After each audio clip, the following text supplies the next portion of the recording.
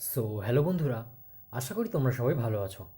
দেখো, একটি ভালো থাম্বনেল ভিডিওতে কেমনভাবে প্রভাব ফেলে সেটা কিন্তু আমরা সবাই জানি।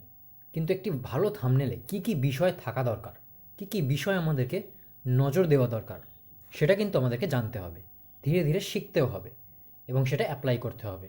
ভিডিওটিকে শেষ পর্যন্ত দেখতে থাকো। আমি তোমাদেরকে বুঝিয়ে বলার চেষ্টা করব কী কী বিষয় থাকলে একটি থাম্বনেলকে আমরা ভালো থাম্বনেল বলি।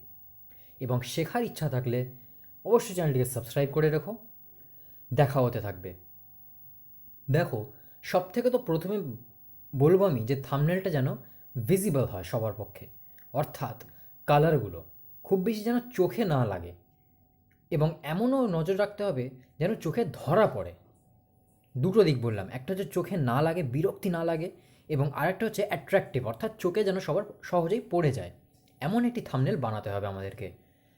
সুতরাং কালার গ্রেডিংটা আমাদেরকে খুব ধ্যান দিতে হবে। কালার গ্রেডিংয়ে কোন কালারের সঙ্গে কোন কালার ম্যাচ হবে, ব্যাকগ্রাউন্ড কেমন হবে, সেটা আমাদেরকে নজর রাখতে হবে। এই হয়ে গেল আমাদের কালারের ওপর ডিপেন্ড করছে। তারপরে হচ্ছে এইচডি আমরা কীভাবে বার করতে পারি। তোমরা হয়তো ফেস করে থাকবে যে থাম্বনেল তোমরা বানাবে খুব সুন্দর, কিন্তু যখন আপলোড করবে, আপলোড করার পরে তার কোয়ালিটিটা একটু পড়ে যাবে। এইটা থেকে আমরা কীভাবে রোধ করতে পারি এটা হওয়াকে?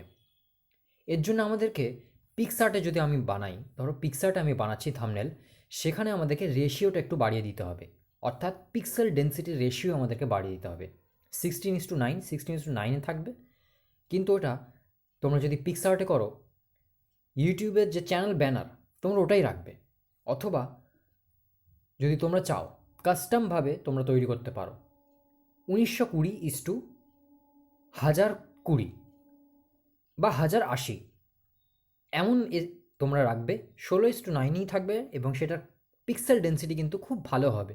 তোমরা এখন যে আউটপুটটা তোমরা দেখতে পাচ্ছ এটা কিন্তু এমনই, কিন্তু পিক্সআর্ট থেকে আমি বার করেছি। এরপরে তোমরা যখন সেটা আপলোড করবে, তার কোয়ালিটি কিন্তু পড়বে না, সেটা যেমনটা ছিল তেমনটাই থাকবে এবং আপলোডেও কোনো সমস্যা হবে না। এটুকু আমি বলতে পারি গ্যারান্টি দিয়ে। এবং সবথেকে ইম্পর্টেন্ট, কী কী বিষয় তুমি ভিউয়ার্সকে জানাবে একটি থাম্বনেলে। দেখো, প্রথমত তার প্রবলেমটাকে রিলেট করতে হবে, বা তার ডিমান্ডটাকে সেটাকে কিন্তু রিলেট করতে হবে এই থাম্বনেল দিয়ে।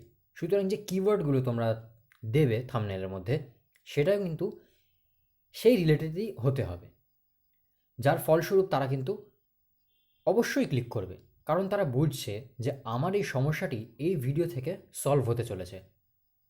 তো অ্যাজ ইউজুয়াল তারা কিন্তু ক্লিক করবেই থাম্বনেলে। তার ফলে কিন্তু তোমরা ভালো মতো গ্রো করতে পারো ইউটিউব চ্যানেলে। একটি প্রশ্নও তোমরা করতে পারো যে আপনি কি এখানে সমস্যা করছেন, আপনার কি এখানে এই হচ্ছে, আপনার কি সেখানে সেই হচ্ছে। এমন ধরনের প্রশ্নও কিন্তু তোমরা একটি থাম্বনেলে পুট করতে পারো। এমনভাবে কিন্তু ক্লিকি থাম্বনেল তোমরা বানাতে পারবে। তো এই ছিল আজকের এই ভিডিওতে। এই কয়েকটা জিনিস তোমরা একটু ধ্যান দাও, অবশ্যই ইমপ্রুভ হবে। দেখা হচ্ছে পরবর্তী ভিডিওতে অন্য একটি টপিক নিয়ে। এই ভিডিওটি দেখার জন্য ধন্যবাদ।